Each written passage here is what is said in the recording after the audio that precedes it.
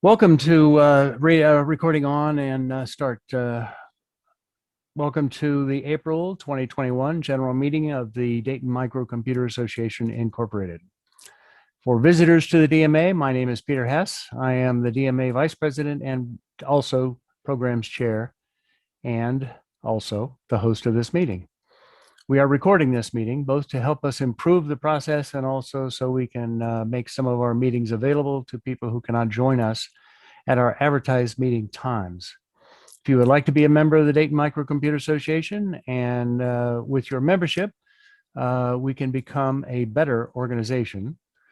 The membership fees are only $25 a year. That's $5 less than the membership to the National Rifle Association. And I guarantee that no one at the DMA is buying $1,000 suits with your membership funds. If you can choose to contribute positively to this meeting with ideas or thoughts, please either chat or raise your hand. We can then call on you. We will be sharing some things with you like links through the chat system on Zoom. But if you cannot contribute by asking any questions verbally or cannot contribute positively in any way, please just ask appropriate questions or just lurk and learn. Now we have with us Rick Cartwright. Rick Cartwright is going to be talking about various things. He and his wife, Teresa, have 4 sons. They're all happily married. They keep busy with 10 grandchildren and 1 dog. They love to travel to national parks and spend time photographing nature. See their blog at https://www.tails.photos/ and vlogs, VLOGS, at tails.photos on YouTube. Now, in November 2020, Apple released the first Macs with the ARM based M1 chip. It's including MacBook Pro, MacBook Air, and Mac Mini models. Tonight's presentation will touch on Apple's ARM history, impacts on their strategic direction, and what that means to the future of Apple devices. Rick will discuss performance gains that Apple is delivering with the new M1, their first generation of Apple Silicon in the Mac. We will cover the timetable for converting the Mac product line to Apple Silicon and review some of the things early adopters are reporting. Lastly, we will discuss Intel and other competitors' response to Apple's big move. Now, Rick Cartwright began his career at Fortune 200 International, a publicly traded company, as an electrical engineer, focusing much of his time on developing embedded programs with a love for software design. Over time, he migrated into management in roles that included manager, director, and eventually a role as vice president, general manager. And after 40 years in the industry, he is currently retired. Rick is an Apple fanboy and geek. He has used Apple gear for well over 20 years.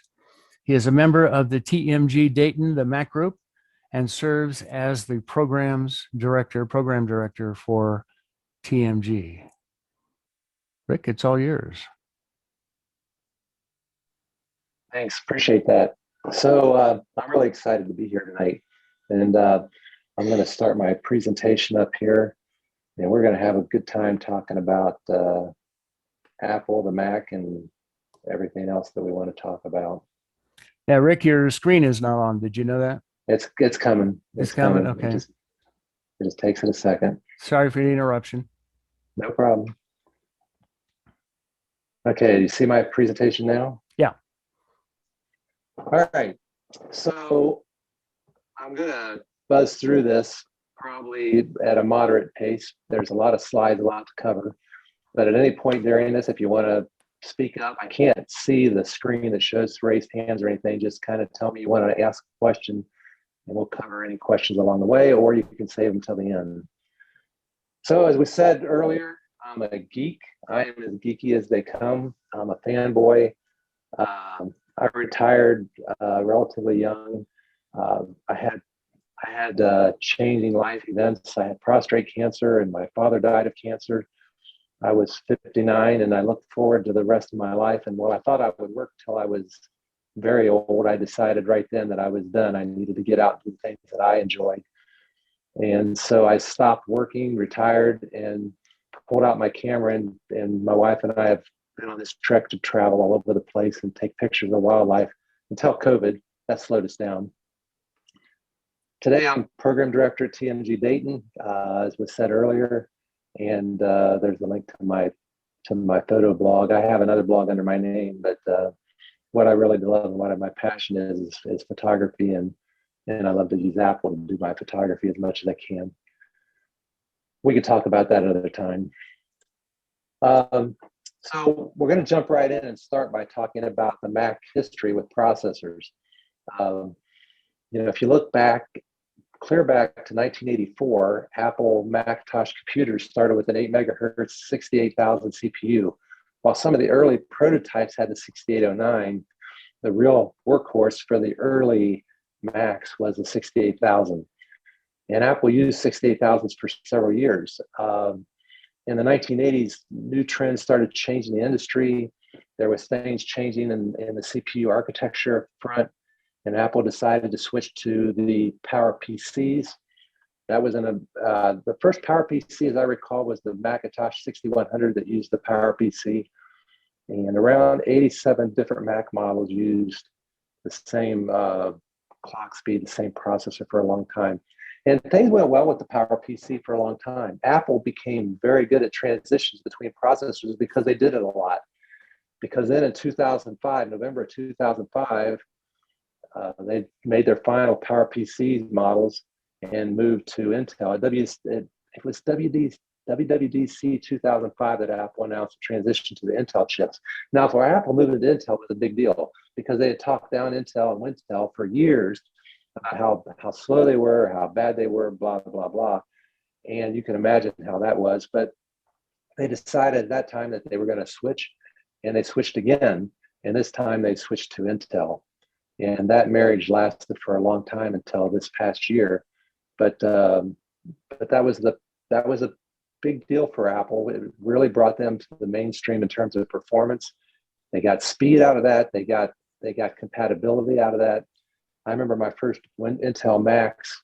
I just loved the idea that I could go to work and I could run Intel on my Mac. I mean, it was crazy, but I could run Windows on my Mac, which helped with some of the compatibility issues with work. So now we come to this is kind of the transition slide showing the different ships. There's no big deal there. But then we get to this thing where we're at right now, where we start talking about new history that's being made right now. And that's this combination of Apple and the M1. And a lot of people, when they talk about ARM, think that this was Apple's first real move into ARM. But if you really dig back, you'll find that it all started in 2008. Back in 2008, probably one of the smartest acquisitions that Apple ever made was when they acquired a company called PA Semi. PA Semi had the technology to develop chips using the ARM architecture. It had been for some period of time, and Apple had been working with them a little bit. And in fact, early iPhones used PA Semi's designs for the iPhone. So Apple is no newbie to the ARM architecture. They started working with ARM clear back then, and they acquired PA Semi. And in fact, it was June of 2008 at the Worldwide Developer Conference, and Steve Jobs stood up and announced the acquisition. And like I said, I think this was one of Apple's smartest acquisitions because of what it brought to the game. And if you look at it now in retrospect, you see that acquisition has had an impact clear up till now, to the point where they're even incorporating ARM into the Mac and took out Intel. So we'll talk more about that in a few minutes. In 2010 was the first iPhone where they had their own design ARM chip. So they've been making ARM chips for iPhones since 2010. And that first one was called the A4. And why it wasn't the A1, I can't tell you, but that was the A4. And that was the first big move. Since that time, all the mobile devices, iPads and iPhones, as well as Apple TV, the HomePods, all these devices that they've been making have ARM chips in them. Even the Apple Watch has an Apple ARM chip in it. So what started out as a small, humble beginning, you might say, has turned into this big, big process where they are developing chips in all kinds of sizes and capacities. And it all started with that humble beginning. This picture on the screen right now is an iPad. That's the version I have, and that's the format they've used since 2018 for iPads. But what's significant about this iPad, when you think about the new transition, is what this demonstrated. This iPad in 2018 included a new Apple chip that they called the A12X. I think it was the 12. It could have been 13, but it was the A12X. And it was incredibly powerful. I mean, all you heard about in the industry was how this iPad matched the speed of most PCs. And in fact, when Tim Cook stood on stage and introduced this iPad, he talked about this iPad being faster than a large percentage of the PCs and even Macs that were in production at the time. So this was the first time that Apple had made such a big deal out of the speed of the iPad, and that kind of was foretelling what was coming, because here they were talking about it and comparing it to PC. Now, I use my iPad for all my photography as well as all my videography. So this is LumaFusion running on the iPad. It's an app that allows you to edit video, much like Final Cut, but it's extremely powerful, and I use it to create YouTube videos. And it's amazing how fast it is. I mean, I would say it rivals all the apps that you can run on a Mac to edit videos. It gives you multi-channel editing, all kinds of capability. Very, very powerful. And then it renders the videos as fast as you can render them on a Mac. It's just amazing to watch how fast you can render a video. But this was kind of when I had an awakening moment, like, this is really serious. These things really are as fast as anything you can do on a PC. And that just kind of blows your mind if you think about it a little bit. So this is where Apple was in 2018 and 2019. They did release an update to this unit in 2020, but it wasn't a significant change. They added a CPU core, a few other little things, some a LiDAR sensor, but not much else. But at that point in time, we still only had rumors about what they were thinking about on Macs. But that's where we were in the speed and the process that we had. Last year at WWDC, Apple stood on the stage and announced Apple Silicon.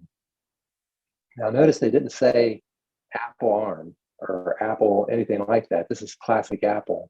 They just said Apple Silicon. And you know, there was a lot of question marks, but there was two big things that came out of this that were really interesting. First is you got an idea of what the processors were going to be, what it is that they had developed, and what the future was going to look like on Mac in a broad sense. They didn't dive in real deep, but they did tell us that the first processors were going to be multi-core. And in fact, later in the year when they presented them, they said that they were going to have 8 cores. It was a 5 nanometer processor with unified memory, and I'll talk about unified memory a little later. They talked about faster performance that was going to come as a result of this technology, and they talked about extreme improvements in power efficiency. Now, anybody that had used an iPad at this time knew that they could do efficiency, or an iPhone even, because the iPad, I typically get 10 hours of battery life on my iPad unless I'm doing something crazy. My iPhone, every year the battery life has been amazing. This year, the newest iPhones, I get amazing battery life. So we knew that they had the capability to do this, but we didn't know what was really going to happen with the M1 until later in the fall when they announced the first iPad, the first Macs. But this is what it was. Now, if you're an Intel fan, you know that 5 nanometers is a pretty big step. Intel is still struggling with their architecture and trying to deliver. They've been really slow and really behind on a lot of the things that they're trying to do. But they haven't been able to get there yet. At least to my knowledge, they haven't got there yet. So this was kind of a slap in the face at Intel, my way of thinking. But regardless, they were going to leave Intel. They said at this meeting that over the next 2 years, that was from the last summer, they were going to replace all the Intel Macs with M1 or some form of their own Apple silicon. They didn't say everything was going to have the M1. They just said everything was going to have Apple silicon. Now, why would Apple do this? I want to dig into some of the performance numbers. First, we'll do this at a very high level. Then we'll drill down and look at some of the benchmarks. And then we'll see where we're at when we get through with that. So the first thing they talked about a lot was they're going to attack 2 specific areas of performance. And they're going to attack performance, get better performance, and they're also going to attack power consumption. Now, if you've used the Mac anytime in the 2010 to 2020, it was pretty common to get most laptops, you could get 8 to 10 hours of battery life. Some are a little better, some are not as good. The last laptop I had that I loaned to my son, I don't have it right now. I use a desktop, but my 2016 MacBook Pro, it was a 16-inch version, and I typically would see 5 to 6 hours of battery life when it was relatively new. But they were nothing to write home about. The screens looked nice, the Macs were nice, but the battery life wasn't crazy. Performance was typical Intel performance. They kept right up with most of the Intel PCs in terms of performance. But this was the dream. This was the statement of where they were going and what they were going to try to get to. And it was the promise of where the Mac was going to go with these new processors. Now, one of the key things that Apple learned in the work with iPads and iPhones was how they divided the work power of the cores. They split cores, and this was something that was specifically developed for mobile devices. But to get the battery life, one of the things they did is they started dividing the cores in half. So you'd have, if you had an 8-core processor, for example, you would have 4 cores that were high performance cores and 4 cores that were high efficiency cores. Why would you do that? Well, what that allowed them to do is to switch between these cores based on usage and battery life. So if you were trying to crunch some real heavy duty videos or photography, or you had some heavy math application that needed to have all kinds of horsepower, you could switch over temporarily to high performance cores, crunch through that stuff, and then switch back to high efficiency cores when you satisfied your need, and that would extend battery life. And Apple really perfected this. I'm not going to say they were the first people to do something like this, but they really, really worked on this. And over time, over the last 2 or 3 years, you've really seen an improvement in battery life on their devices. Sometimes they went with smaller batteries because they could, because of this. Other times they actually extended battery life, but it was a big deal. And what they've done is they've brought this same architecture to the M1 processor to the Mac. And you'll see that in some of the following slides. So on the M1, what the claim was, and you'll see this in some data on the next couple of slides, they found that they could dramatically improve performance at much lower power consumptions compared to the latest Intel chips or AMD chips. And this is just a graphical high-level look at it. What they actually found is they're getting 2-to-1 improvements on the power front, and they're getting 1/4 of the power to the very latest chips that were on the market at that time, the Intel chips, which they had a lot of experience with the Intel chips. They knew exactly what they were comparing to, but they were operating at 1/4 of the power and much higher performance. And we'll get into some specific numbers in a minute. And then the last thing is the performance per watt. The M1 is delivering 3 times the performance per watt that they were seeing on the Intel chips that they were using. So you'll see why this is important when I talk about the specific units, the power, the computer that they launched. But that's the M1. Now, unified memory. As a topic, this is an interesting one to discuss, and we're flying here. Does anybody have any questions yet before we go on?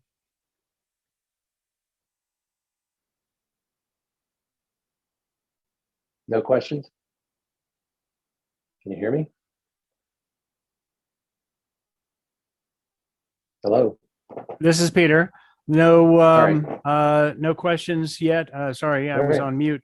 No questions all right. yet. I'm glad he does have an announcement to make to everybody, though. Everybody online, please enter your name and email address in the chat. So glad he can mark you present for the meeting so you can win a door prize if you're a member of DMA. If you're not a member of DMA and you're online, she would like to document your presence anyway. Sorry about that, Rick. Go ahead. That's all right, no problem. Okay, so let's dig into unified memory. This has turned out to be really interesting. And I say this as an engineer that, you know, for years I'm very familiar with processor design, and I'm just really am very interested in how Apple's approached this. And, you know, if you really look back at history, you've seen this design type thing take place before. But what they did is on the module, they've added high bandwidth, low latency, Apple design, the SoC, they've added this unified memory. So one block of memory. And I'm going to try to explain that. Here's a quote I got from How to Geek, and I think this really says it well, probably better than I ever would. There's the M1, kind of a block diagram. So the basic idea is M1 RAM is a single pool of memory that all parts of the processor can access. Now, what does this do for you? First thing it does, it means that if the GPU needs more memory, it can ramp up usage while other parts of the SoC can ramp down their usage. Even better, there's no need to carve out portions of the memory for each part of the SoC, then shuttle data between the two spaces for different parts of the processor. Instead, the GPU, the CPU, and all other parts of the processor can access the same memory address space. This is a big deal. And where you see that, and I'm going to give an example where you see that, when I buy a Mac in the past, I would really ramp up how much RAM I would buy.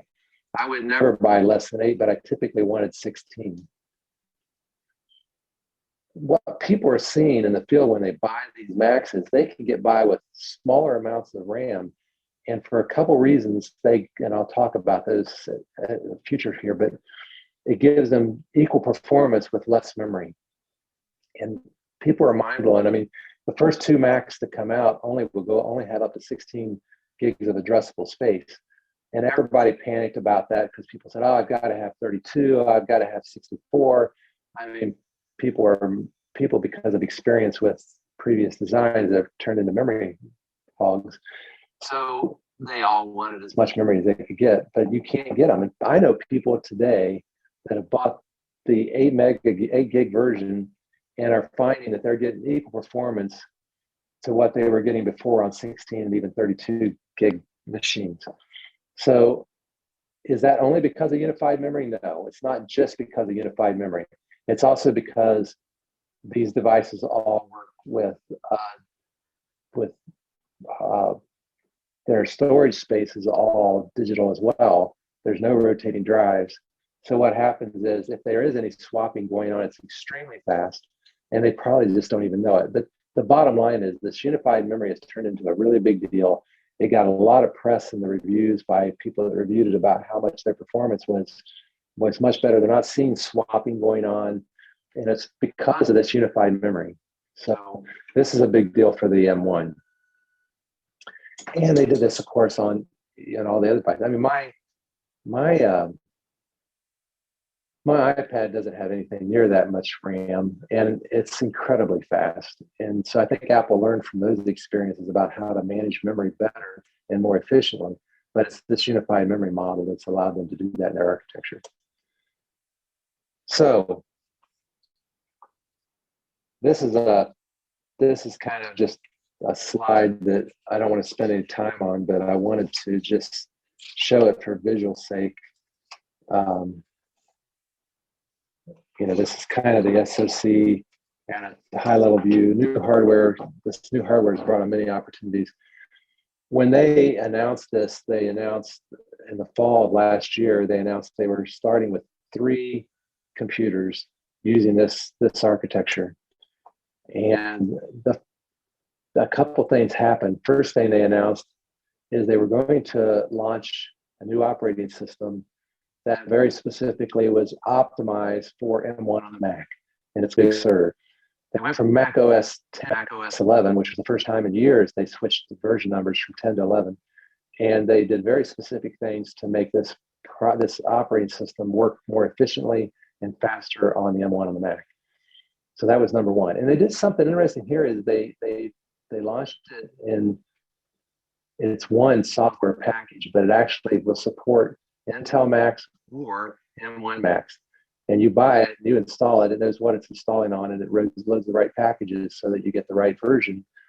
But it works on both. So Big Sur will work on Macs clear back to 2013. It depends on which version of the Mac you're talking about, but it'll work on older Macs with Intel, and then it works on the new ones. Second thing they launched was Rosetta 2. If you were around for the Intel conversion on Macs, they launched this thing called Rosetta. Rosetta allowed you to kind of emulate older versions of software for the PowerPC on Intel Macs. Rosetta 2 does the same thing, but it's incredibly fast. So let's say, for example, you own a copy of some package that an application that you ran on Intel for the last several years. It's really important to your work. You don't know when they're going to convert it over and port it over to the M1, but you really need to use this software. Rosetta 2 takes over in this application. When you run Rosetta with that app, and when you launch it the first time, it takes a little while the first time it launches. It does the conversion right there live on the spot. And then when you run it in the future, people are seeing amazing results with this. Rosetta 2 running apps are running faster on M1 than they run on the Intel PCs when they're emulating. So Rosetta 2 is a very powerful tool that'll probably be around for a few years. I mean, I don't know how long Apple will keep it. Rosetta stayed around for 3 or 4 years, I don't remember. But Rosetta stayed around for a period of time, and then they dumped it because they didn't need it no longer because all the apps were ported over. I think the same thing will happen here. But the key thing to talk about here is how good a job they did right out of the gate. Most of the people I know that are running the M1 Macs have got a lot of software that they use for years that's not been ported over yet. A lot has been ported over, but not everything has been. And a lot of software is running the Rosetta 2, and the performance is amazing. And some people are as happy with the performance as they will be later when they get a ported version because it's just so fast. As I mentioned earlier, then they also announced that there was going to be a 2-year Mac transition. They started with those 3, and I'm going to show you a little bit about those first 3 computers that they launched. But they started with the 3 lower-end computers, and this was just the entry stuff, the entry-level, low-end computers, the first out of the gate, and they were all done with just the M1 processor. And so the first one was MacBook Pro. The MacBook Pro, you can see what's in the MacBook Pro, and I'm not going to get into it. They put the M1 that has 8 cores, 8-core GPU. I didn't mention this earlier, probably should have, but they have a 16-core Neuro engine that they actually put on the SoC. And the Neuro engine allows them to do all kinds of very intelligent things with the processors. So they put that on there. They have the unified memory, the SSD storage, and then various I/O. The one complaint that you hear with these first Macs is not enough I/O. So they'll have 2 USB-C ports, Force Touch, keyboard, all that stuff, and I'm not going to get into all that. They're priced about the same. They didn't change the form factor at all. If you took yesterday's, when I say yesterday, I mean last year's MacBook Pro 13-inch, this is the 13-inch version. If you took that and set it beside these M1 Macs, they look the same. the same thickness, no changes at all on these first ones, except the guts. Now, when we talk about the guts, there are some significant changes in the hardware. The first thing you'll notice is, like, for example, on this one, the MacBook Air is their thinnest, most popular device. It's an amazing piece of hardware. I love the MacBook Air. I've had 2 or 3 MacBook Airs. It's light. It's great for travel. They were always a wonderful computer. Well, now they're even faster, and the battery life is amazing. They're getting 10 hours plus of battery life. People are on these things. And on the previous one that I had on the screen, the MacBook Pro, people are getting 15 and 16 hours of battery life. I mean, I have a lot of friends in the industry that are running these things all day long without ever charging them, and say that they're trying to run the batteries down and struggle to get the battery to run down. They have to really come up with some real creative uses to drain the batteries, because they really try. The Air doesn't have a fan. We talked earlier about the power performance improvements. It's so efficient with power that there's no fan in the MacBook Air. It is amazing. You turn the thing on and it's just total quiet. It's just like an iPad. iPads don't have a fan. This thing has no fan.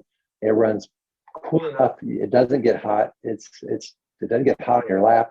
It's pretty amazing. And the board is extremely small. I don't have a picture of the bare board, but it's really small and really efficient, really cool, and really fast. The performance of this thing is much faster than the old MacBook Airs, and people are blown away by it. I mean, people are running really serious video work, all kinds of higher end stuff on a MacBook Air and getting incredible performance. Then you see the prices of those. This is the one that's under $1,000. This is my favorite computer because I just love how it works and how light it is. Between my wife and I, we've had 4 or 5 MacBook Airs over the years. They're a great device. And here's the third one they launched. This is what I have in the other room, but I don't have the M1 version yet, and I'll explain that in a few minutes. This is the desktop, the low-end desktop. They only launch it in two capacities, 256 gig storage and 512 storage. It has more I/O than the other devices. This one, like the MacBook Pro, does have a fan. The fan is very small, very quiet, and doesn't turn on very often. But because they added an extra core and they're running them a lot harder and faster than the Air. The Air is fast, but the Pro and this are faster because they are running higher clock speeds and pushing them harder to get more performance out of them. So they have a small fan. Now you don't hear the fan because it's so small. In fact, most people that I know, friends of mine that have been testing these, most people that have the MacBook Pro, the fan never even turns on. You have to really be pushing it. If you're doing a big video rendering, you might get the fan to turn on, but you got to be doing some really power intensive stuff to get that fan to turn on. They're extremely efficient. Now, at last week's event, Apple had a big keynote, and they launched a few things that I'm going to mention. First thing they launched that matters here for this discussion is new iMacs. Apple has iMacs kind of in 2 separate buckets. They had the smaller, prior to last week, they had a 21-inch iMac, and then they had the 27-inch iMac. And for a while, they had a thing called the iMac Pro, but they don't make that anymore either. But the iMac, the 21-inch went away, and they launched a 24-inch that's incredibly thin. It's about the thickness of an iPad. The CPU and all the hardware is in that chin at the bottom of the screen, right below the display. Right below the white box, there's a little space down there. It's about 1.5 inches. I don't remember exactly the dimension. But the CPU and everything, speakers, everything is in that little chin. And the rest of it's display. It's beautiful. It comes in 6 colors. Now this is just the low end version. This is just the 24-inch version. They have not launched the 27-inch version. This uses the M1 processor as well. So this is the newest member of the family to use the M1. It's the same M1 processor that's in the MacBook Pro. This one has a fan. It runs, nobody's got them yet, so I can't say a lot about it other than what they said last week in the press. But it's going to be very fast. It's going to get the same speed, performance that we see with the MacBook Pros and the Mac Air. And it's going to be a great computer. I mean, people are going to go crazy over this thing. I imagine they're going to sell a ton of these for the colors. Now, what happens to the bigger units, and where are we at with the 27-inch and the rest of the family? This is speculation. This is rumors. I'm going to mention a couple things. The first rumor I'll mention is that the talk is that there's going to be a new processor that's going to have a lot more cores, going to have a lot more I/O capabilities so they can have more ports. And that processor is going to be for the heavier duty stuff. And that will be used in the 27-inch, which may become a 31-inch or something. There's a lot of talk about that as they get rid of the borders. So what's going to happen? That's what I think is going to happen. I think there will be, what do they call it, the M2 or do they call it the S2? Who knows what they're going to call it. But it will be available sometime later this year, early next year is my guess. Probably late this year, they'll announce it. And it's going to be a screamer, and it'll probably be, I've heard rumors of 64 cores. I've heard all kinds of weird rumors. We really don't know what it's going to be yet because Apple's so tight about that kind of thing. But that'll be next. And it will probably look a lot like these, probably in the same colors, just bigger. And the thing that Apple did here with this computer is, this is different than the last three that launched, because this time they started with a blank sheet on the computer. This is a whole new design. So they didn't just they didn't take the old design and slap in the hardware. Here what they did is they redesigned the whole package. So this is a new computer from the ground up with the M1. So it was designed around the M1. They knew what the M1 performance was. They knew they could get lower power. They knew they could get by with smaller fans. They knew that it can deliver all these various performance capabilities. And then they built the package around that. So the M1 allowed them to make this design work in that package size. So that's what's coming next. Those computers can be ordered this week on Friday, and they'll be available at the end of next month. So it's going to be really interesting to see what's happening there. Now, Intel, at the same time, I don't have any pictures of this, but Apple at the same keynote launched a new iPad, which is the thing I'm really even more interested in, because I'm an iPad type guy these days, because it allows me to work mobily. Well, it allows me to work mobile. So when I'm doing photography or video, I can have my iPad in the field with me, open it up, download the videos, do all the processing of all the work I want to see how things are looking while I'm out in the middle of nowhere. And that's the way I do it. I can't take an iMac with me out like that. I suppose I could try, but they announced this new iPad, and guess what? The new iPad uses the M1 processor. Very interesting move by Apple, because they're going to get the performance improvements you get with the M1. They're talking several times faster than the current iPad,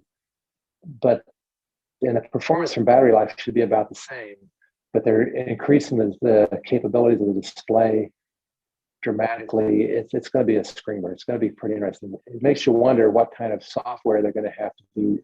It's going to have to come to follow to make use of all that processor power that's in the iPad.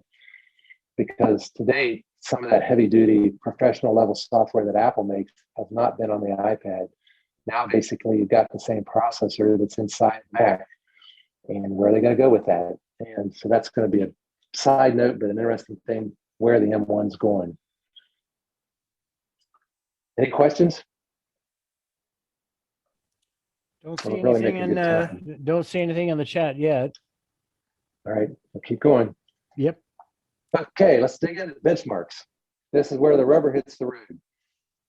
I'm going to talk first before I switch to the benchmark slide. I want to just talk a little bit about some of the things people are saying. The reviews have been out. You can read online. I didn't post all the reviews inside the presentation because it was just too many. But this has been the first time I've seen an Apple product that got such universal praise for the dramatic improvement in specs. I mean, this wasn't just a little bit. The press went crazy about how fast it was, how efficient it was, and just blew people away because nobody expected that Apple could come out of the gate, launch a new processor, do a conversion, start shipping units, and they work exactly as advertised.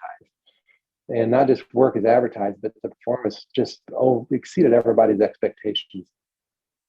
Crazy. Now you always are going to have a few people. I did one headline. I remember somebody in the press read a headline says, "You may not want to buy this computer." And his logic was, well, there's going to be faster, more improvements coming down the road, but there's always going to be that. That's the way technology works. You're always going to be able to buy a faster Mac. You're always going to be able to get something a little more if you wait till the next one. But at some point in time, you have to just start using it. And that's kind of where I'm at with this thing. Okay, benchmarks. This set of benchmarks comes from Tom's Guide. They're one of my favorites. They do a really good job of reviewing hardware. And the first thing is the Geekbench scores. You can compare those. Down at the bottom is the Intel versions of the MacBook Air, the MacBook 13-inch. You got the Dell unit in the middle. At the top is the MacBook Air. Compared to the Intel units that were 2020 versions, and there's no comparison at all. The Dell 5319, that's really a good benchmark. The Asus benchmarks are pretty good, but they even blew those away. The next column is the Handbrake video transcoding. This is a serious process. Even those Dell units are taking 18 minutes. The Asus 17 minutes. The Mac, look at the MacBook Pro. This is the 13-inch that has the fan, 7 minutes, 44 seconds. It just blows my mind. I mean, I never would have guessed that they had the ability to just jump right to those kind of performance levels. The MacBook Air, 9 minutes. Just crazy. And then Photoshop. Photoshop, I think when this was tested, had not released an M1 version of Photoshop yet. But anyway, its performance is faster. The bigger numbers are better. 653 is good. The Asus number is the best, which is really interesting. It has Tiger Lake in it. I don't know why that worked out that way. I haven't an answer for that, but that's the benchmarks. And here's the battery life numbers. The MacBook Air, in their test, they got 14 hours, almost 15 hours. The MacBook Pro, this is consistent with everything everybody I know that's used this device has seen these kind of numbers, 16 hours, almost 16 and a half hours, a little over 16 and a half hours. These are serious, amazing numbers, and they're only going to get better. This was their first out of the gate shot. So I expect that the next generation of chips is going to get even better. Efficiencies will continue to improve. That's the way Apple tends to work. So the MacBook Pro at the bottom is kind of where I saw numbers, 9 to 10 hours, and some of my friends did on their old MacBook Airs. Mine wasn't that good, to be honest. My 2017 MacBook Pro 16-inch, I never got over 6 hours. It was just never anywhere close to that. All right, how did the competition respond? This is one of my favorites. I'm not going to play this video. If you go to YouTube and search for this, you can find it. If you remember years ago, I'm a Mac commercial. Justin was the guy, the actor that was in the I'm a Mac commercial. Intel paid him. He did this new commercial about Intel versus the new Macs. And it's a real shot. I mean, Intel really took a shot at Apple with this thing.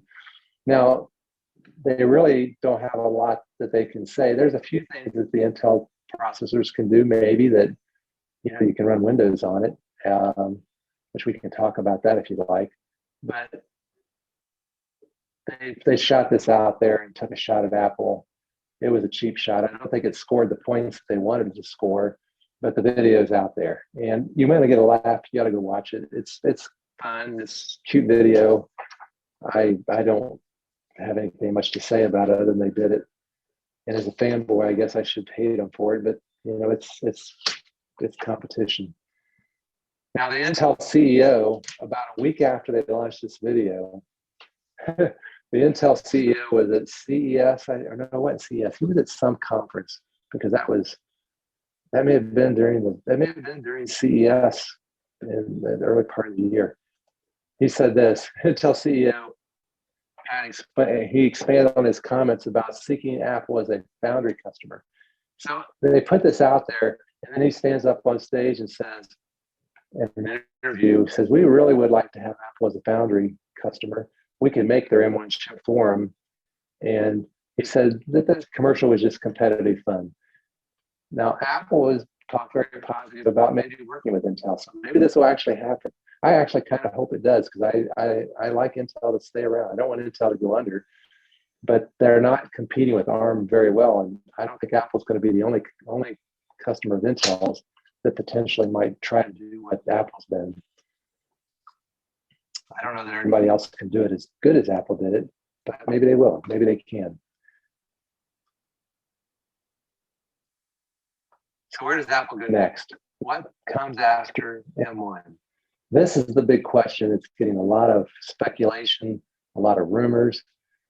I want to show you what I saw today. This was today's rumor on the front page of imore.com. Apple's ready to start producing the M2 chip for a launch later this year. I think that's true. I don't know if it's going to be called the M2. I don't know that that's the name. In fact, in the article, they said they didn't know for sure if that's the name is going to be. But Apple will, no question, launch a follow-up chip. They need it for the higher-end machines. They've got two big models left that they have to design for. They have the iMac. They have to come up with a solution for the iMac that gives them more ports and more memory capability, and it's faster. And they have to do something for the Mac Pros. The Mac Pro is the high-end, multi-core. Some of those current Intel chips are Xeons and have 20 cores and a real high-end processors. What's the solution for the M, whatever it is, that allows them to have the workhorse capacity of those Xeon processors? And what's Apple going to do about that? And that's where there's been rumors about these high number of cores and high-end processors that they don't have yet. They do not have those yet. So they have to come up with those yet to be able to fill out the rest of the product line. But that's all that's really left. I mean, they had 2 years to do this conversion, and they've already done the bulk of the product line. I do think also, we talked earlier about, they've got product families for, they got the Air and they got the MacBook Pro 13-inch, and they have the desktop units. But in the desktop, I think they have to add more to fill in that product line. And they'll probably also use the higher end processor there too, because I don't think that the current version has enough I/O for everything that people want on the desktop. I think it was great for the entry level, but I think they're going to have to add to that product line as well. So they're over halfway, I guess, if you want to look at it that way, but it's not done yet. It's still got more to go. And this M2 chip may be the answer for all the rest of that, and maybe it won't be. But Apple iterates this stuff pretty fast. Now that they're not bound to Intel's timeline, which was their big complaint and why they did this in the first place, I expect that they're going to iterate very fast, just like they do on iPads and iPhones, in a 1 or 2 year window every year. So we're going to see a lot more updates in the future. So now I'll answer some questions and just talk a little bit. I went through that a little faster than I expected to. We're about 10 minutes ahead of where I thought I would be. So questions, thoughts? I have nobody asking any questions yet. I don't see any hands. Let me see if I can change the view here and go to the gallery. I'll go over that view too. Yeah. Here's my contact info. That'll all be in the recording. If anybody has questions afterward, I'm on Twitter at Rick Cartwright. There's my phone number. You can text me. There's my email address. I'm very available. I'm on Facebook. I'm on Instagram. I'm all over the place. But everything's by my name, Rick Cartwright.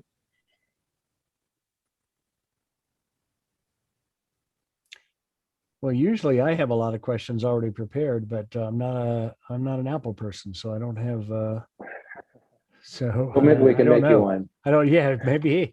maybe I supported Macintosh products and Apple products when I was at LexisNexis because of Vista, because of Windows Vista. I remember Vista. I remember that well. I used it a Yeah, few times.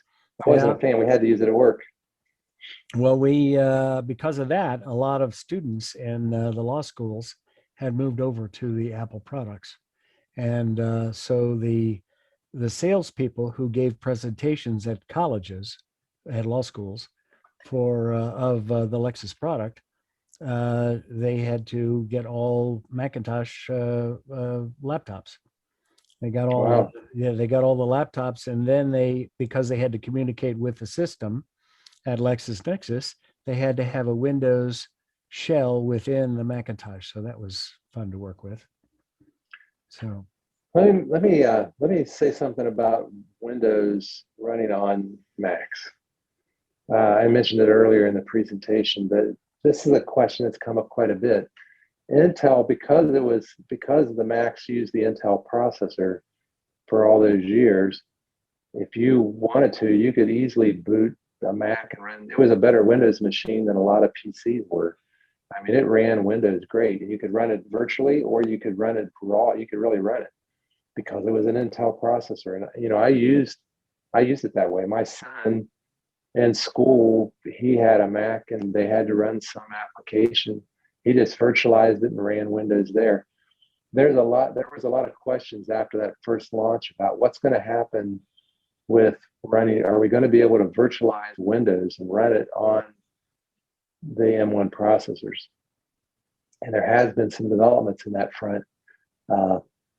Parallels, and I don't remember who else, trying to get to the point where they could run a version of Windows on M1.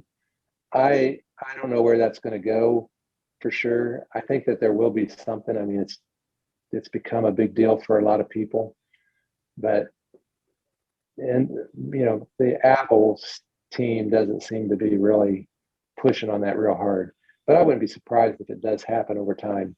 But it'll be virtualized in some fashion using something, either Parallels or who knows what. But that's coming, and that's something in the future. Because I think it's a big deal for a lot of people. So we'll see where it goes. But everything else is up in the air. I mean, the computers already launched have been great. It makes it hard to decide what to buy is the problem. I mean, they're going to redo the whole product line in 2 years. That's just the way it's going to be. And they said they're going to continue to support the Intel version of machines for some time, which they will. Apple's pretty good about supporting old stuff for a period of time. I got a 2012 Mac in the other room that this year is the first year that it's fallen out of support for new operating systems. So if you think about it, that's 8 years and it's still good hardware. I can still run it. I'm just using last year's they updated the software, but I'm still using last year's operating system. And I'll have to replace that at some time over the next couple of years, probably. But it's 10 years old next year. I have a question.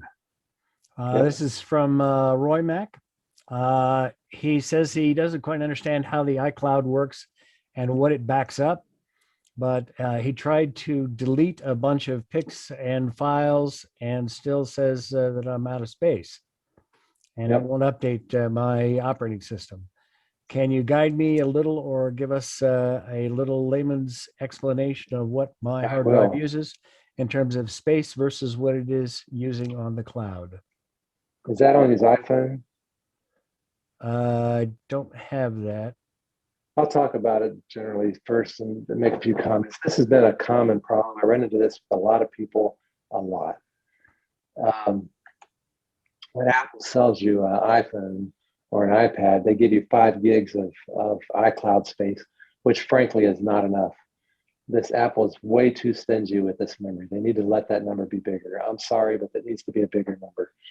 So what happens is people get their device, they turn it on, they turn on iCloud backup, and then they've got a lot of stuff on their iPhone, or they have a lot of pictures, and it fills up that 5 gigabytes, and then they can't do anything anymore.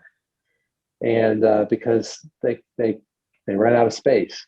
Now, Apple's answer to this is, well, for $1 a month or whatever the number is, I don't remember what the number, you can get 50 gigabytes, and then your problem will go away.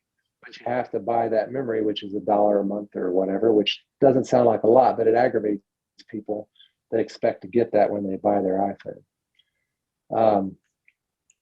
There's a couple things that happen. There's multiple types of things that go into iCloud.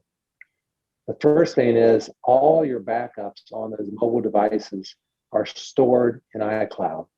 And every time it does a backup, so you plug that up at night, you got the device sitting there, you walk away with it charging, it automatically does a backup. At least it tries to. And it replaces the old backup with the new backup.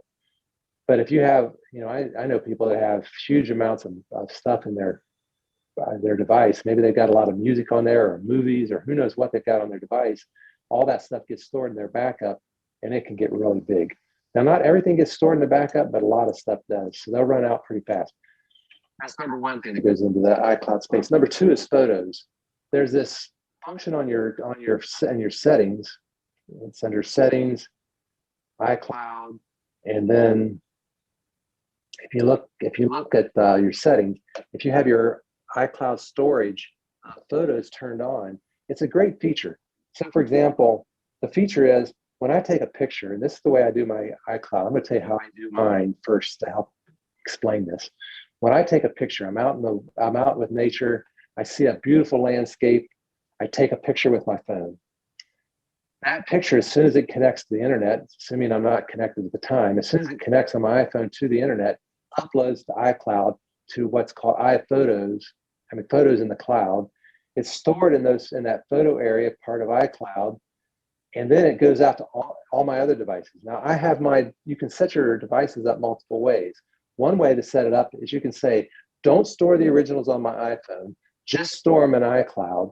And that's the way I have my devices all configured. So if I take a picture with my iPad, I get it on my iPad for a while, it uploads it to iCloud, then it just keeps a small image of that, a thumbnail, in my device to reduce the amount of memory being used on my device. The big picture is stored up in iCloud, and all my devices can see that thumbnail.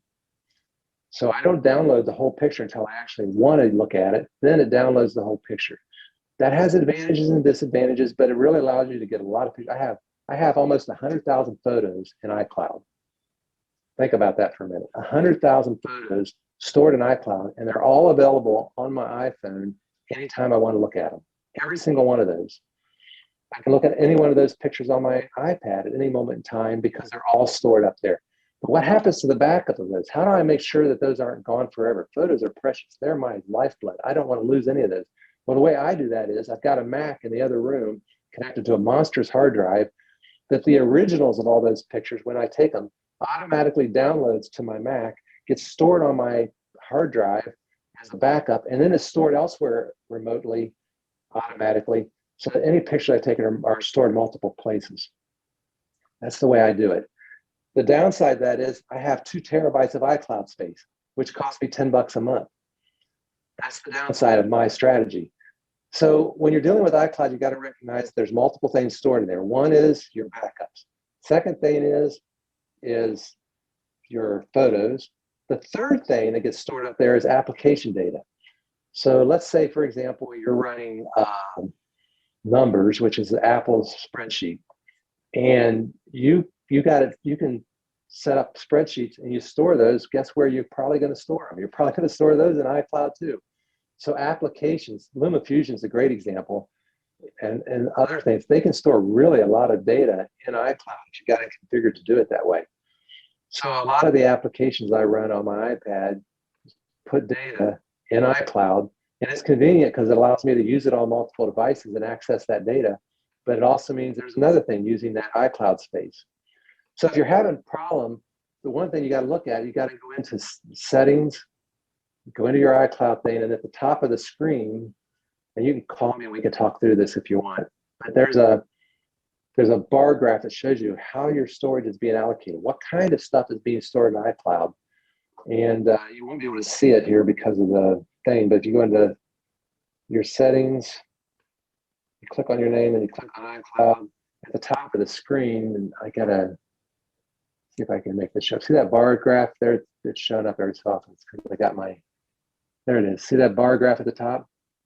That tells how much memory I've got in iCloud and how it's being used. That yellow bar is all my photos. Remember I said I got 100,000 pictures? Well, there they are, all 100,000 of that yellow bar. It also says I've got other stuff there.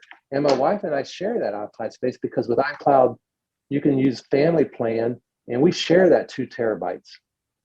So all her pictures are up there too. And she's as bad about photography as I am storing data.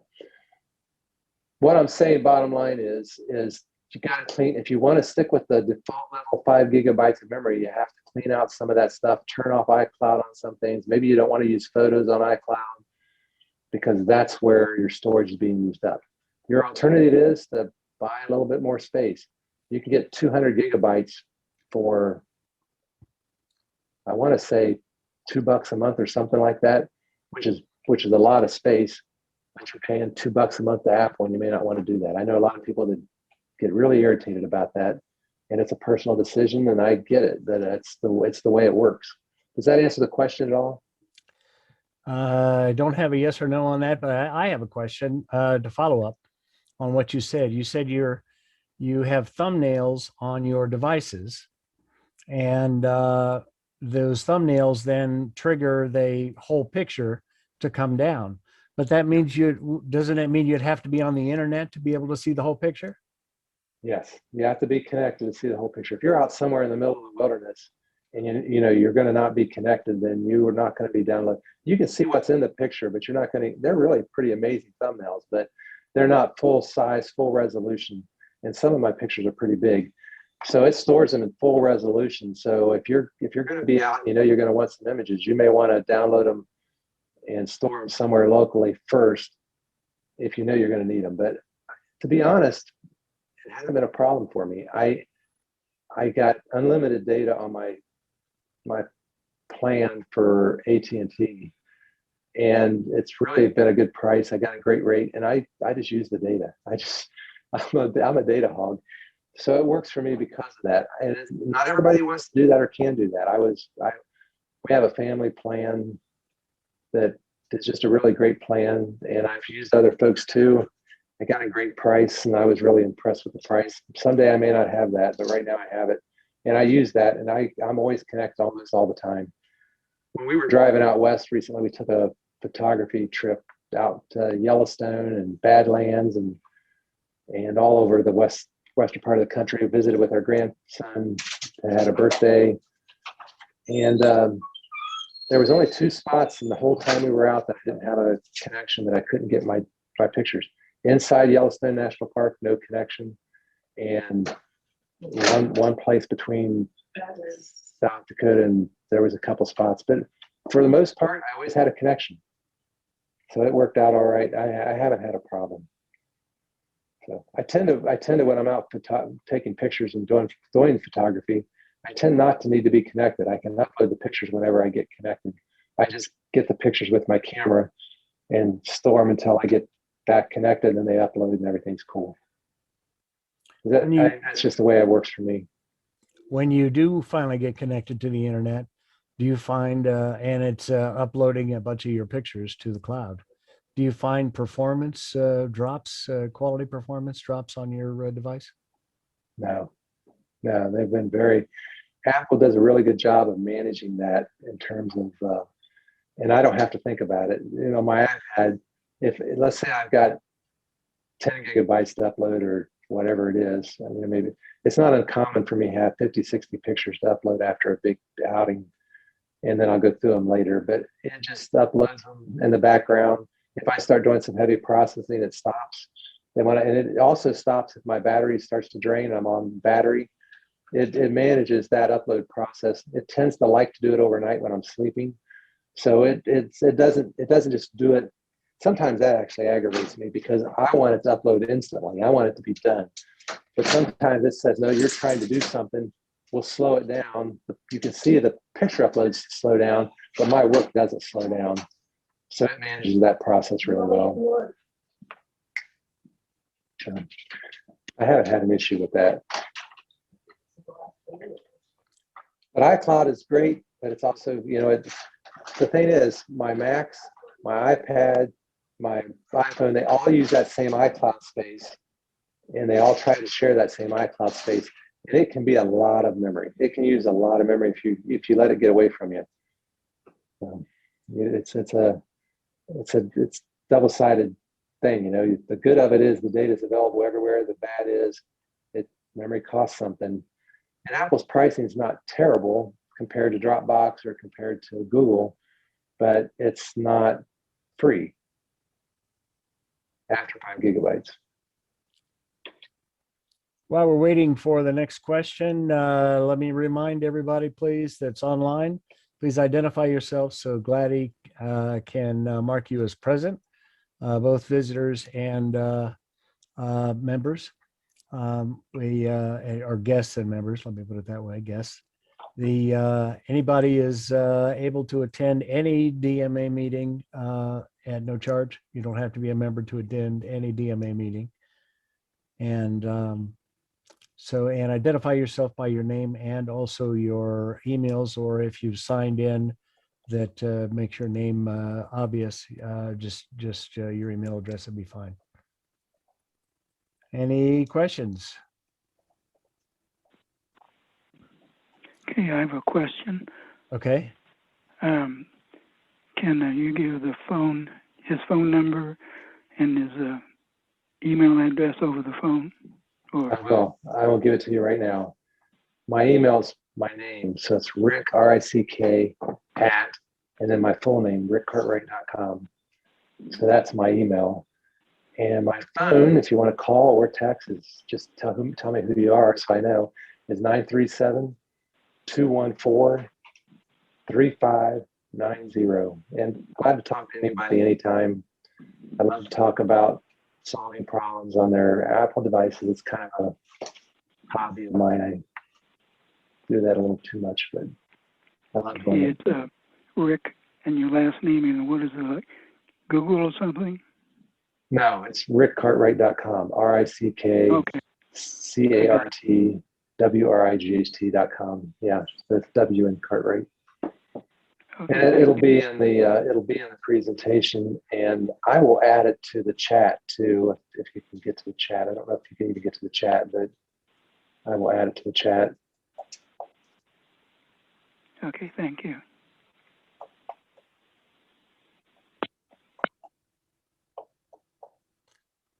I put it both in the chat. Well, we've broken a record of personal attendees, of attendees at TJ Chumps. We have 10 attendees at TJ Chumps. So that's the most that we've had since we've gone hybrid.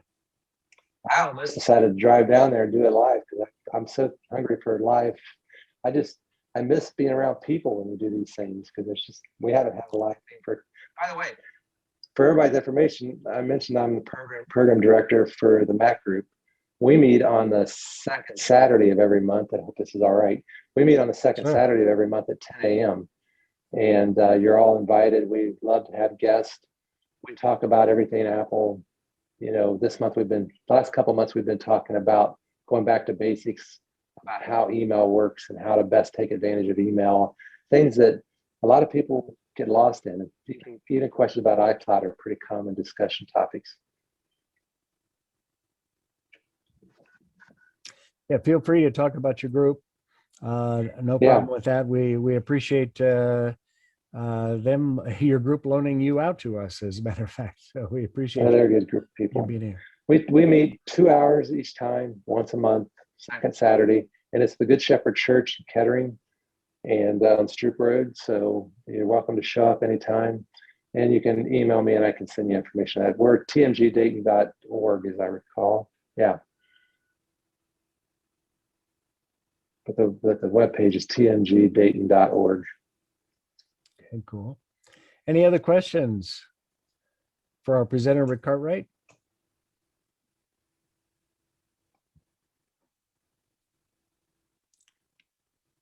Gary Ganger, was that a scratch or were you no, okay. I didn't know if he was scratching. Be careful about those scratches if you ever go to an auction. You know, Yeah, get you. you might just bought something. That's right. And then, of course, it'll be the ugliest thing at the auction, too. You know that. So if anybody comes up with anything I didn't address today that will have questions about the M1 or the Mac or iPhones or iPads, drop me a note. Be happy to answer questions. And just really enjoyed meeting everybody tonight. And thanks a lot for inviting me to talk about one of my favorite things to talk about. Now we have 2 Lisas in the museum. Oh, Lisa, yes. And then I also have a Apple II. Do you remember the G4, maybe it was the G3, the one with had the funny lamp arm? If anybody was around, I got it upstairs. I wish I had brought it down. It was a Mac that was launched in 2001, 2000. I have one upstairs. This is an antique, but I love looking at old Macs. The Lisas are, amazing part of history. That's cool. Yeah, one of the Lisas has a keyboard with it, and the other one, when they donated to the museum, they didn't give me a keyboard. The way I got the one keyboard, I went over to the Apple store, and they had one back in the back room, and they gave it to me. There's a guy on the internet named Stephen Hackett, and he blogs at 512pixels.com. That's his website. He is a history buff on everything Mac. He has more old Macs. He has like 20 or 30 old Macs in his house. And at one point, when Steve Jobs came back in 99, 98, he saved Apple. Of course, that's the words, he saved Apple.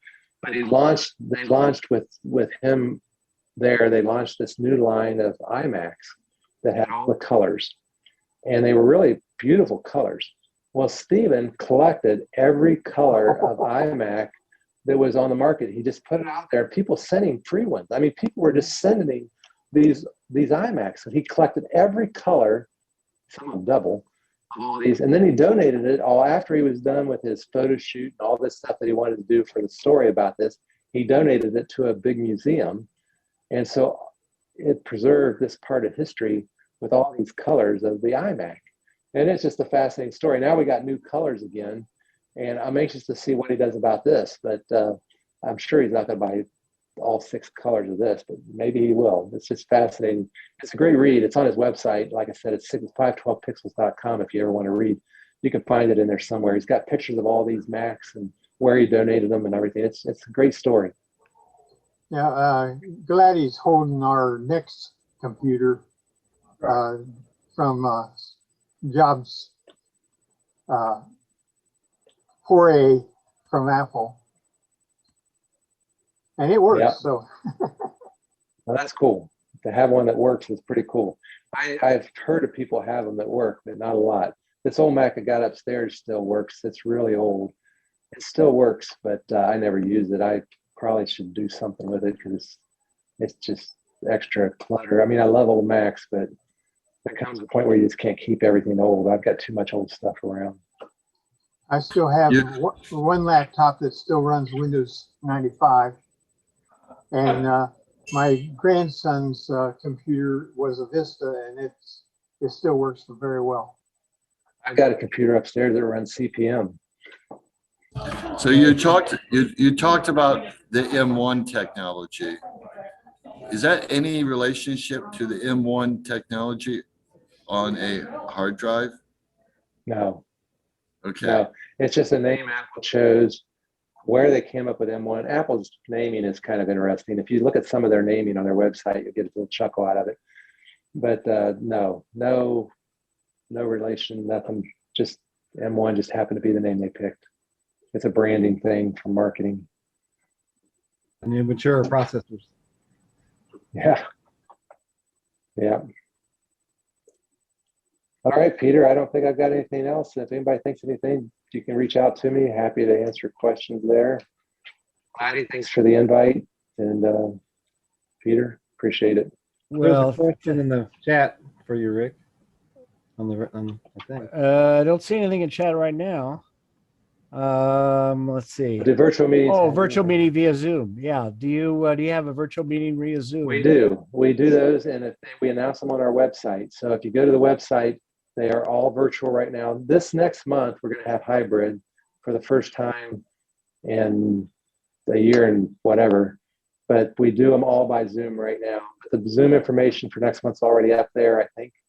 If it's not, it will be in the next few days, but they're all on Zoom. We're gonna run hybrid, kind of like what you guys are doing for a long time. It's hang on a minute, I'll paste it in here. Let me make sure I don't make a mistake on this.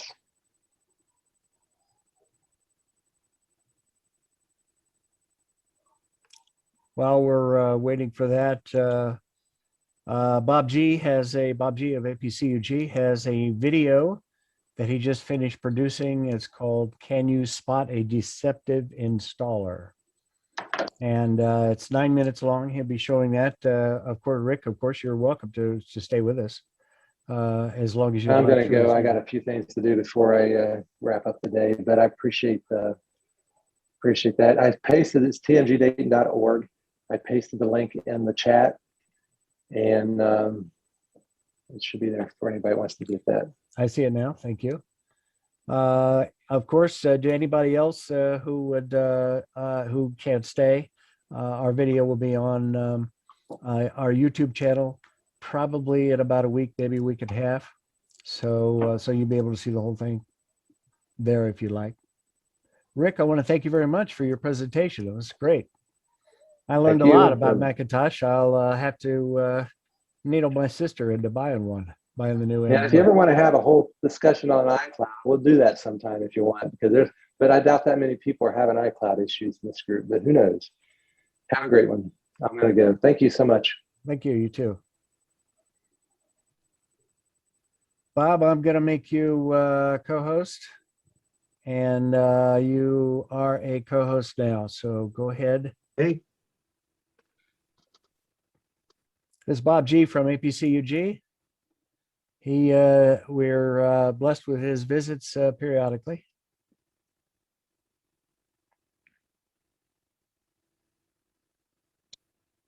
Can you spot a deceptive installer?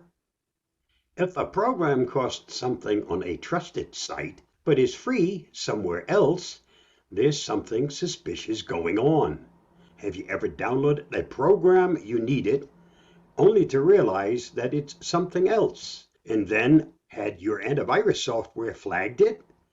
It can be confusing and upsetting to fall for a deceptive installer, and the Avast Threat Lab can help you learn how to avoid them. When you fall for a deceptive installer, you get malware or software you didn't expect, instead of what you thought you were getting. Fortunately, in addition to the protections that Avast provides you, there are ways you can spot deceptive installers and prevent this from happening altogether. Here are some tips from our researchers based on what we've seen. Let's walk through the process with this example of a game that's available on a well-known global gaming site for €3, which is a little over $3. However, if you go to an unofficial download site, they're offering you that same game for free, as shown in this picture. This should be your first clue that there is something fishy on this download portal. As a rule, if a game or a program costs something on a well-known trusted site, but it's free somewhere else, it's likely not really free. There's something suspicious going on. In this example, if you click the download button, you're taken to a download page, like the picture shown, with the game in question along with other games available for free. Here comes another clue to help you spot fakes. The file name of the download follow a pattern of name of the program followed by a number.exe. It's highly unlikely for legitimate games or programs to use file names like this. Specifically, most legitimate games or programs won't have a number in their file names. In fact, When we look at all these file names on this page, we found that they were all the same file by using a tool to digitally check the actual file contents. This tool generates a hash, which is essentially a fingerprint of the file, and all these files have the same hash.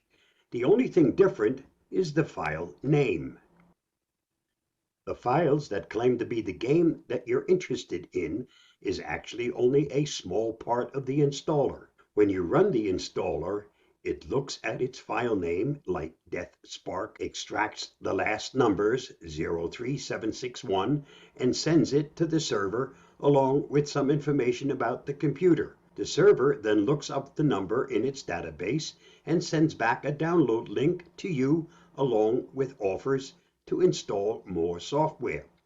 The installer runs using various techniques to convince you to install additional software that you didn't know you were getting. In the end, the installer only shows a link to a questionable site and will not install what you expected. Here's what you see as the process unfolds. Step 1. The installer starts to run and shows a generic message because it doesn't have information yet on what it's going to install. Also note that this was a Spanish language download page, but the installer is in English. This is another tip that something suspicious is going on, since the installer doesn't match the language of the page. By contrast, this is what the legitimate installer for this game looks like when you're purchasing it. Step 2. The installer has done step 2 to 3 above and gotten enough information to show what game name you thought you were getting and shows it in the installer. Note also that the installer has switched back to Spanish. This is because in step 2 to 3 above, it got information from the server indicating that you thought you were getting a Spanish language download. This language flip in the installation process is another clue that something suspicious is going on. The data from the server arrived and the installer switched back to Spanish. After you click Next, the installer starts offering you other software you didn't ask for and tries a number of techniques to get you to install them. For example, in this one below, to not install the product, you have to unclick the miniature checkbox. In this example, if you don't want to install the offered software, you have to do something different. In this case, click Decline. On the third offer screen that comes up, you have to unclick another miniature checkbox. On the fourth offer screen, to avoid the offered software, you have to click a Decline button again, and on this screen they've removed the back button, which makes it harder to abort the installation process. When you're going through this process, you're presented with screen after screen that you have to pick your way through in order to find the right way to decline the offered software. This is by design and another clue that this isn't what you thought it was. These screens are designed to confuse and frustrate you, making it more likely that you will accept the software. It also makes it hard on the last screen to end the session. If you've navigated this far and move forward, it seems like you're finally getting to the game you came here for in the first place, because you get a thank you page. However, the game you wanted isn't actually installing. Instead, you're presented with yet another download link to a seemingly random and potentially malicious site. At the end of this all, you may or may not have the software that you wanted in the first place. You may have other software that you didn't want. And you may actually have malware on your system as well. You can avoid the dangers these kinds of deceptive installers by looking for the clues and following the tips I've outlined in this posting. If an offer is too good to be true, like a game or software for free that's normally not free, be suspicious. If a program you want is being offered on a website outside of an official app store or the program maker's website, be suspicious. If you begin to install something and the language of the installer changes, be suspicious. If the installer is offering you multiple applications that you didn't want or didn't expect, be suspicious. If the installer ends without actually installing what you expected to install, be very suspicious. If you're suspicious about an installer, end it immediately. If you can't find an exit button from it, they sometimes don't have one, you can always hit Control-Alt-Delete and bring up the list of running programs, highlight the installer, and click End Task on Microsoft Windows. If your security software raises a warning about what you're installing, trust it and let it help protect you and your computer. If you get to the end of an installer like this and realize that it's not what you want, go ahead and uninstall everything that was installed and run a full scan of your system using Avast or whatever security software you use. If you understand how these installers work, you can better protect yourself from the nasty surprises of unwanted software and malware that they can leave for you. If you look for the clues and follow the tips I've outlined, that can help you ensure that you've only got the application and game you want and expect on your system. Stay safe, be free. I hope this helps. Very nice, Bob.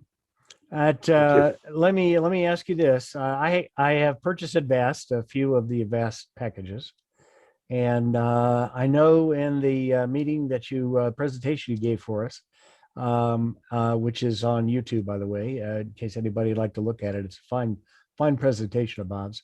In that presentation, you said that not everybody has to buy Avast to get a lot of really fine features and services, and I agree with you. But I ran into a little money, and I thought I'd buy some and see how they work. The firewall, not firewall, but the VPN is a little flaky. I haven't figured out quite how to get past that yet, but otherwise everything else is running just fine. What problem are you having with the VPN? Well, I open up some websites, and it doesn't show me the website, but it doesn't give me any error message saying it's a bad website. I just have to turn the VPN off periodically and then turn it back on. That's all. That's strange. Yeah. There are some sites that will block VPNs. I don't know if you're aware of that, but that's something I did mention during the presentation. Some sites block VPNs, known VPNs. You just have to try a different location. That could be it, because one of those websites I had problems with was my company's website. So, Okay. So that would make sense. So You might try a different location. at the question referring to your presentation just now, your video, at what point would either the free or paid Avast show up if you were downloading a product that wasn't a real product? Most likely right at the beginning when you first try to download. Okay. All right. I haven't run into that. I do have I don't do games anyway, but Okay, but realize too that this person did not get the program. They were trying to bypass paying for the program. So they went to the dark side and they got it from someplace which said, oh, here it is for free. right. Okay, so that's normally what happens when you wind up trying to get something that you ought to pay for and try to get it for free. Something is not, if there's really no such thing as totally free. If you should be paying for it, especially in this case, you're talking about $3 and they're trying to avoid paying for something that's $3. If they don't have proper protection, it'll probably cost them $300 to get the machine cleaned up. Yeah. Yeah. Well, you know what? At $3, as cheap as that is, I wouldn't be surprised if someday these malcontents that create viruses that we all get uh, would charge $2 for a program instead of offering it for free, because offering it for free is a tip off. Okay, Yep. if you're supposed to be paying for it and you're getting it for free, I mean that's something to avoid anyway. But I wouldn't be surprised if someday they would come to the point of charging you less and If they making were it sound smart, they legit. wouldn't be offering all of that garbage, because that's Right. the other tip off. Yep. Yep. Gary Ganger, did you have any questions? I see you were either scratching or waving, so I didn't know what it was. Scratching again. Scratching Itchy again. times. I Okay. gotta save this, you know. All right. Be careful about those auctions now. Be careful. All right. So okay, we I have think some. think Gladdy had asked something there while we're talking about that vest. Yeah, somebody was asking. Mike was asking a question. What country is the Avast Oh, software from?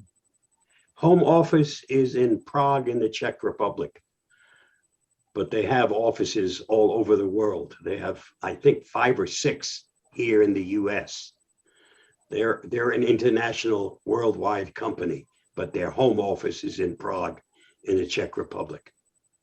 Okay, thank you. All right. Well, if nobody has any questions for Bob, I'll go on with the DMA announcements and see where we go with that. Give me just a moment, and I'm going to share my screen.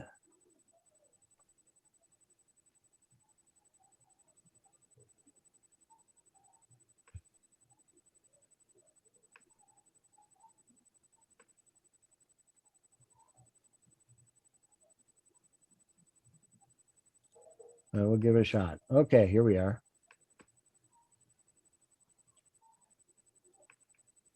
So can everybody see the DMA Air logo? Yep. Good. Okay. All right. Let's go down to the calendars first. I have some calendar stuff here that I'm looking at. Did we get away from the DMA Aero logo? nope, still there. Good. Just still learning. I attended a Zoom meeting right before this, and it helped quite a bit. So I'm learning how to do things.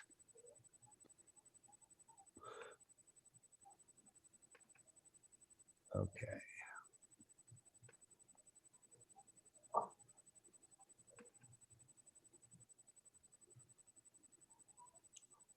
Now, DMA events for the month of April, for the remainder of the month of April. Python self-study group meets online April 30th. That's this coming Friday. Classic computers, and we heard some from Gary Ganger, who was scratching, and I thought he was buying something at an auction. Gary is our Classic Computers SIG and curator of our computer museum, and he is assisting people by phone. So if you have any questions about classic computers, legacy machines, etc., Gary's quite helpful. He even knows about Cray computers. He could probably tell you a little bit about those too. So who's got a Cray computer in the trunk of their car though? Oh, now you can actually run Cray software on your Raspberry Pi, you know. Oh, I didn't know that. Yep, Okay. they got an emulator. All right. Now the trustees, DMA trustees meeting, May 3rd. That's this coming Monday. It is online. If you have any interest in attending our DMA trustees meeting, please go to our website and fill out the form on our form page, and you'll get connected. It's contact us. So it's dma1.org/contact us, I believe is the address. Star Wars Day, May 4th is the day after our DMA trustees meeting, and may the 4th be with you. Okay. Cinco de Mayo, May 5th, Wednesday. For all of you party animals that want to get out there and have had your vaccines. Genealogy SIG has been canceled for this month. We have Stir Trek and Python self-study May 7th. I don't understand that, Stir Trek. Happy Mother's Day, May 9th. Don't forget that. If your mother's around and alive, and well, don't forget it anyway. It's a good thing. Good way to remember good experiences. Mother's Day, May 9th. That's Sunday. The investment SIG meets 7 p.m. online. Do we have anybody that can speak on the investment SIG?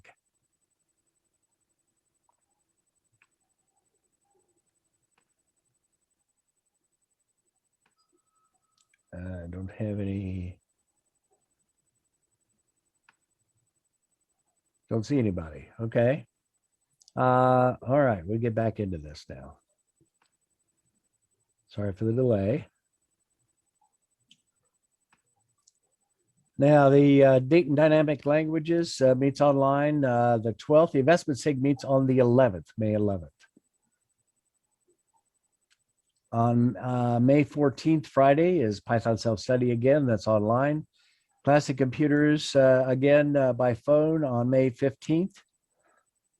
3 p.m. is the time for Classic Computers SIG meeting, or anytime around 3 p.m. if you have any questions by phone. The Apple Dayton SIG has been canceled for this month. The Linux SIG meets May 20th. That's Thursday, May 20th. And that's 7 p.m. and that's online. And then Python self-study is at noon, online the 21st. So Linux SIG, Thursday, May 20th. Python self-study again, May 21st. All right, now I have some announcements. And this is Have You Heard? Release month, the Parallels Desktop 16.5 for the Mac supports both M1 and Intel chips. The latest release offers full native support for Mac computers with either Apple M1 or Intel chips. Users will now be able to run Windows 10 on ARM Insider Preview and its applications, as well as the most popular ARM-based Linux distributions on the Apple M1 Mac computers. With Parallels Desktop 16.5 for Mac users can not only run Windows 10 on ARM Insider Preview in a virtual machine on M1 Mac computers, but also Linux distros Ubuntu 20.4, Kali Linux 2021.1, Debian, I think it's pronounced 10.7, and Fedora Workstation 33-1.2.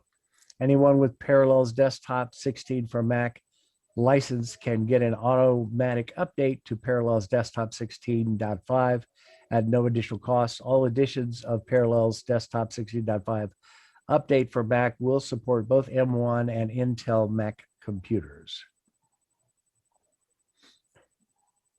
Next, Google introduces time lapse. This new feature lets you see how the Earth has changed in the past 4 decades. That's 1984 to 2020. Time lapse makes use of some 24 million satellite photos gathered by Google Earth from NASA, the U.S. Geological Survey, the European Union, and the European Space Agency. To export time lapse in Google Earth, go to g.co/time lapse. You can use the handy search bar to choose any place on the planet where you want to see time in motion. Now, there is a website here, a YouTube that addresses this, and it has no ads. And it's https://www.youtube.com/ watch V as in Victor equals 5W-ZPQR-GQWA. Now, I'm going to add this to our chat because I might have read that too fast for anybody. And also, I want to make sure that if there's any issues with me reading wrong, I want to make sure there's no typos there.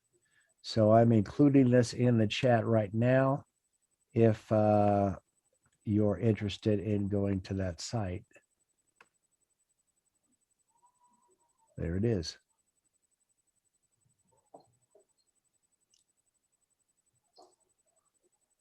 Let me do this again. There's a symbol that I got in there that I don't know that we wanted to have in there.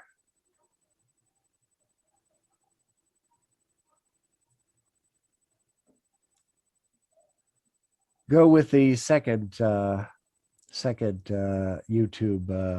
URL to avoid any problems. Palm Reader has been introduced at Whole Foods this past week. A Palm Reader payment system was introduced at Whole Foods store in Seattle last week, and plans are to roll them out to 7 more stores in the coming months.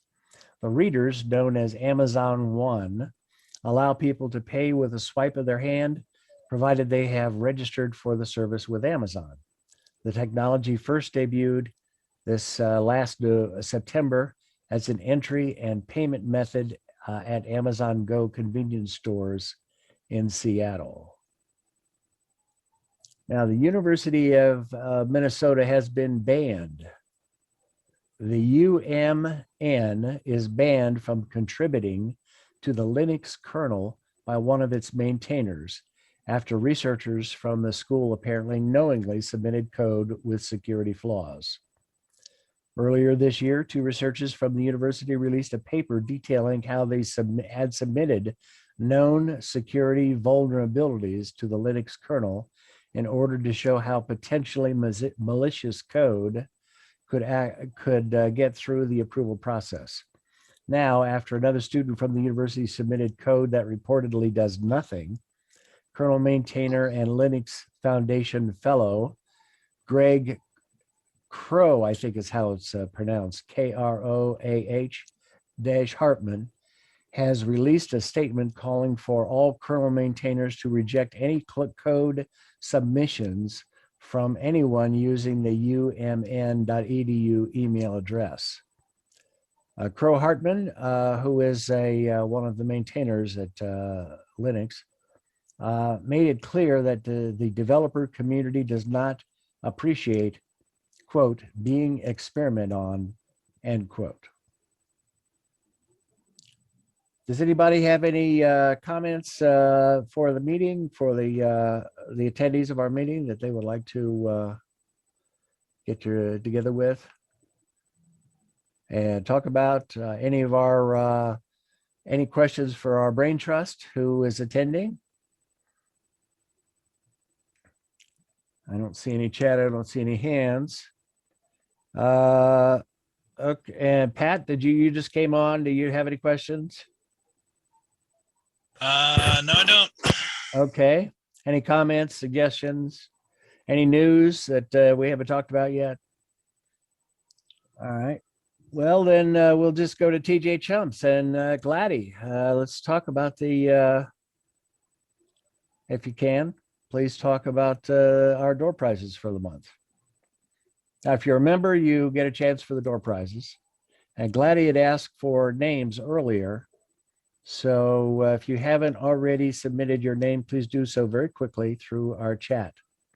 Name and email address if you would like to have a chance at winning a door prize. And Gladdy, as soon as you can get together to your computer, you're on.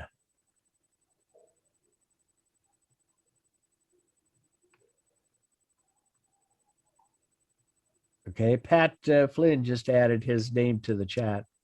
So wanted to make sure that he has a chance at a door prize. And he'll probably win one now since he did that. Hi, Tony. All right. Tony's in too. Yeah. Tony Snyder. Glad did you get Tony? Gladdy? We got a lot of ambient sound there, Gladdy. Did you get Tony Snyder's name? Try that again. Tony Snyder. Did you get his name? Who? Tony Snyder. Did you get Tony's name? For the door prize? Tony Snyder. No, I didn't get his name. Okay. Come in. Anybody else who hasn't submitted their name through chat? Glad is about ready to do the door prizes.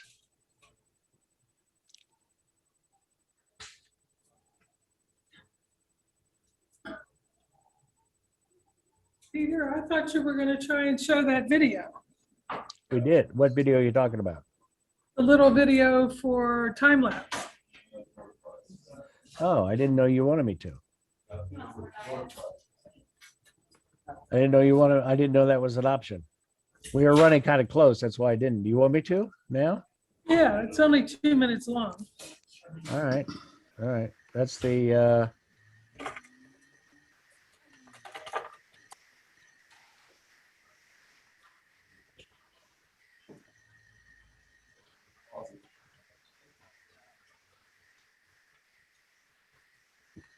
I don't think this is going to work.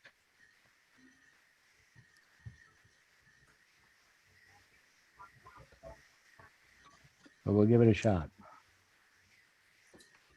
I'm on Wi-Fi, and that's something we learned from our last meeting. Don't be on Wi-Fi and be a presenter.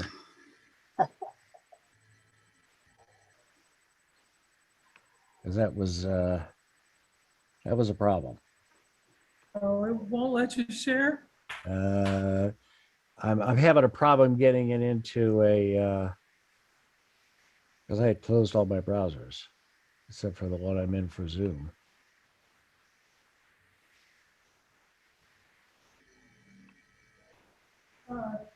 Mark, you know how to share a video from? You just tell them what to share. Oh, you've got YouTube with one window, and you've got. Yeah, start the program before you do.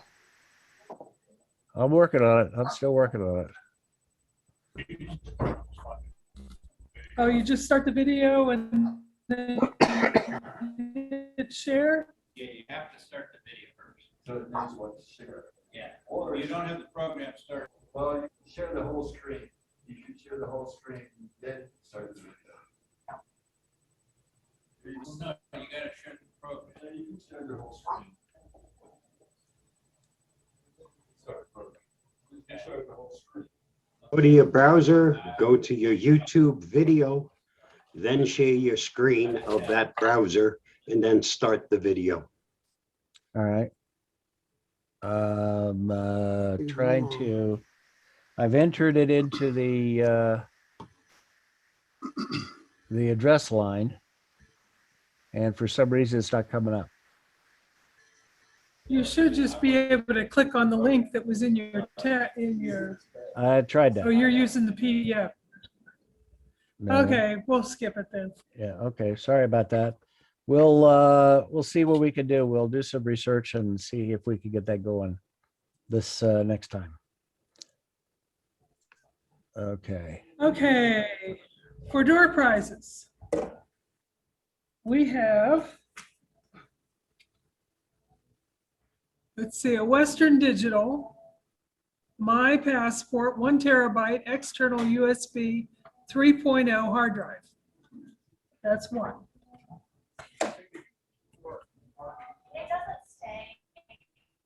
We have, whoops, you can't see that very well, a SanDisk.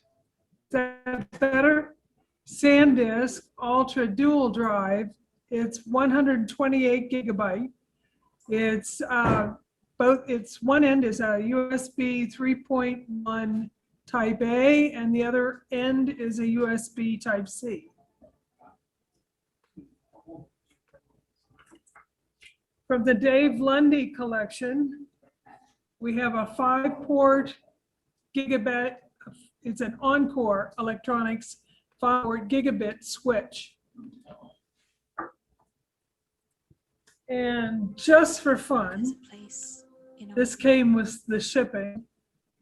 There's 2 coupons on here. One of them is for HelloFresh, $9 wine voucher from Naked Wines. So if you put in an order for 106 case worth $160, you can use the $100 voucher on it. Nice. So we've got a hard drive, a flash drive, a gigabit switch, and coupons.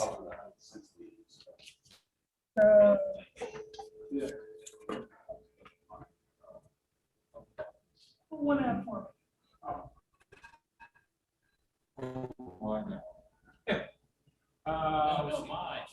People have to be. Mark Campbell. Yeah, I guess. Do what? Yeah, Mark.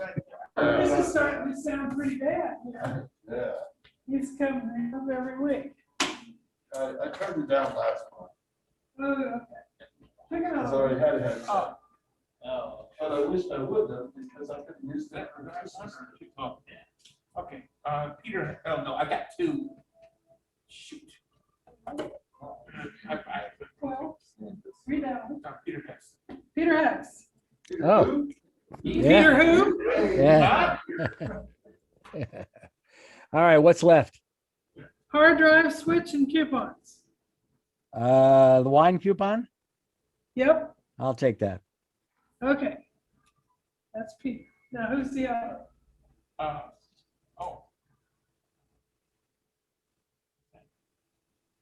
Oh, this one. Oh, okay. Ed Steyer. Yeah. I'm pulling the same names. I'll take the hard drive.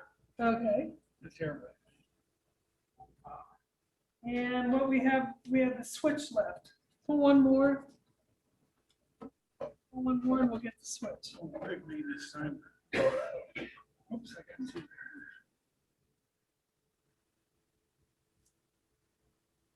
Mike Stock. Mike Stock?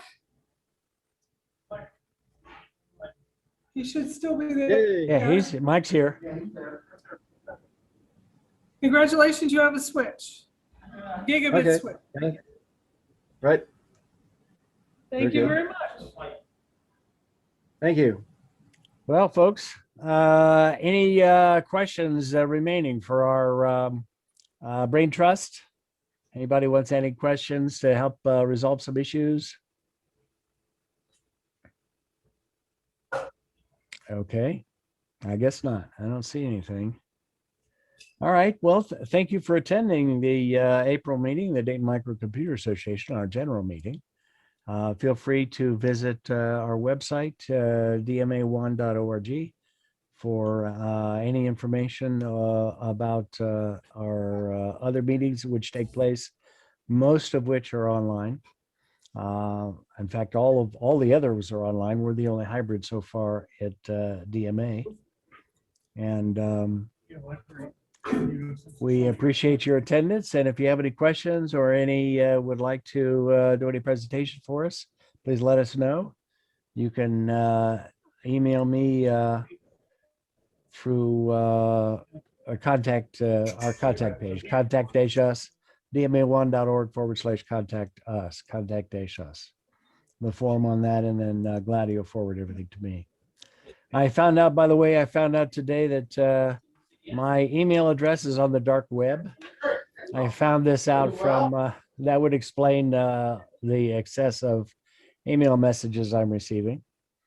So I found this out through signing up through AARP has the ability for you to sign up to Experian Boost and I signed up through them and found out through that. So also my experience with Avast, other than the VPN, has been excellent. So I recommend that to anybody who would like to go beyond the free version. Does DJ Chubbs have a question for us? Press the space bar on the computer to unmute.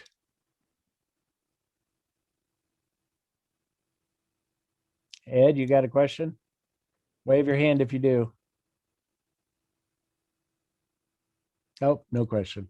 Okay. Thank you, folks.